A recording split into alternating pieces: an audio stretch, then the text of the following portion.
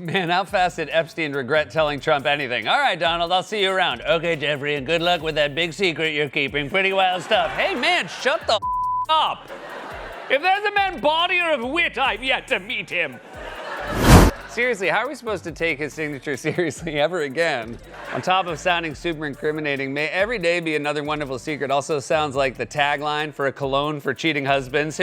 Trump, of course, denies that he ever turned his signature into pubic hair. Trump vehemently denies the letter's existence. Why did Donald Trump call Jeffrey Epstein a terrific guy and then call his own supporters stupid for questioning it? The answer is as messy as his hair on a windy day. Stick around as we unpack the wild spiral that led to his MAGA base turning on him. Before we move on, I'd like to ask you a small favor. If you appreciate this content, please take a second to like this video and subscribe to the channel. Over 98% of you watch the videos without subscribing. It costs you nothing, but it makes a huge difference to us. So, did you click the subscribe button? Great, thank you so much. Now, back to the video. What do you call a relationship that outlasts most of Trump's headlines, and yes, even his marriages? That would be his peculiar connection with Jeffrey Epstein. Seth Meyers didn't hold back on that one during a recent segment, reviving Trump's old comment where he called Epstein a terrific guy, someone who, quote, liked women as much as I do. If denial was an art form, Trump's later attempts to shake off this friendship look more like finger painting. Lately, Trump's been tossing the word hoax around again, this time tying Epstein's case to, you guessed it, the Democrats. According to him, the whole thing is apparently some grand left-wing conspiracy. Never mind the part where his name keeps popping up in Epstein-related discussions, or that these accusations are far from thin. Seth Meyers didn't miss a beat, pointing out how Trump's sudden distancing act is as convenient as it is transparent. At least now we know why he was so grumpy. Donald Trump hates being called bawdy. Bawdy sits one of my body. If anything, I'm a little bit ribbled.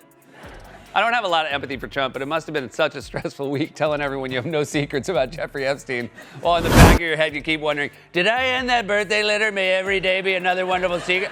And yeah, that was not somehow the worst part of the Wall Street Journal story. It gets so much worse. Now that we know that's what it looks like to Trump in his own head, you're telling me. After all, this is the same guy who's built his image around loyalty, but only when it benefits Trump. And that history of throwing people under the bus? It's a long roster. Scaramucci, Bannon, even Pence didn't make it out unscathed. But the bond with Epstein was different. It spanned years, with Epstein himself reportedly calling Trump one of his closest friends. Meyers joked that this friendship stuck around longer than some of Trump's gold-plated hotels, and honestly, he has a point. The question isn't why Trump's dumping him now, it's why it took him this long. Initially, Trump even teased the idea of releasing Epstein's files, as if to prove his innocence. But somewhere between the tweets and the press conferences, silence set in. And when reporters asked about any trips to Epstein's infamous island, Trump tossed out a peculiar word, fortunately. Fortunately? As if dodging one of the world's most explosive scandals was just luck, not strategy? Meyers went on to quip that Trump's excuses remind him of a bad poker player trying to bluff with a handful of nothing. His facial expressions alone, rehearsed yet strained, only added to the growing suspicion that there's something he doesn't want us to see. And this isn't staying quiet for long. That's where his MAGA base comes in.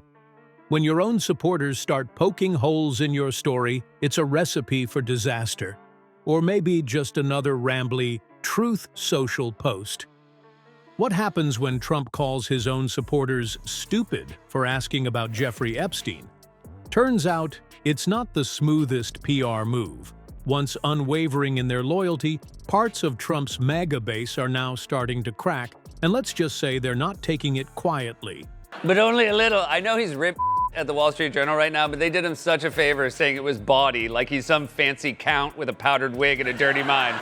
Been out all night, but you don't want your wife to know. Tried Ricard Noir's newest scent. It's called Cover Up, a formula He's gonna sign laws with that signature. This is like when John Hancock signed the Declaration of Independence and then the next guy immediately drew. Even hardcore influencers who usually echo Trump's every word are openly questioning whether their leader is hiding something. Seth Meyers didn't miss this shift, pointing out how Trump's failure to address the Epstein case is accidentally keeping it alive, like a guy trying to ignore a fire but constantly pouring more gas on it. And here's where it goes downhill for Trump. In one breath, he dismissed the Epstein case as boring.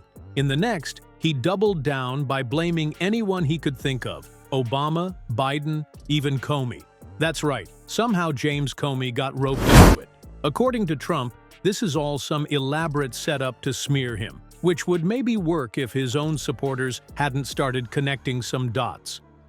Jeffrey, do pray tell, have you received my birthday letter with its lascivious poem? The aristocrat Bob, have you heard what Count Donald has been doing? He's been using his signature to denote pubic hair. In fact, he told the Journal, quote, "This is not me. This is a fake thing. It's a fake Wall Street Journal story." He continued, "I never wrote a picture in my life. I don't draw pictures of women."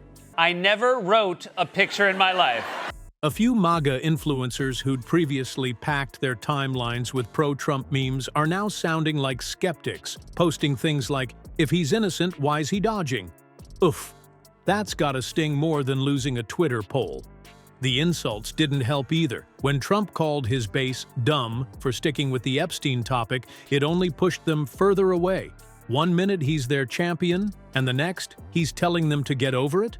Meyers hilariously compared this to Trump walking into a crime scene and casually commenting, "This blood stain? Not interesting. Let's move on."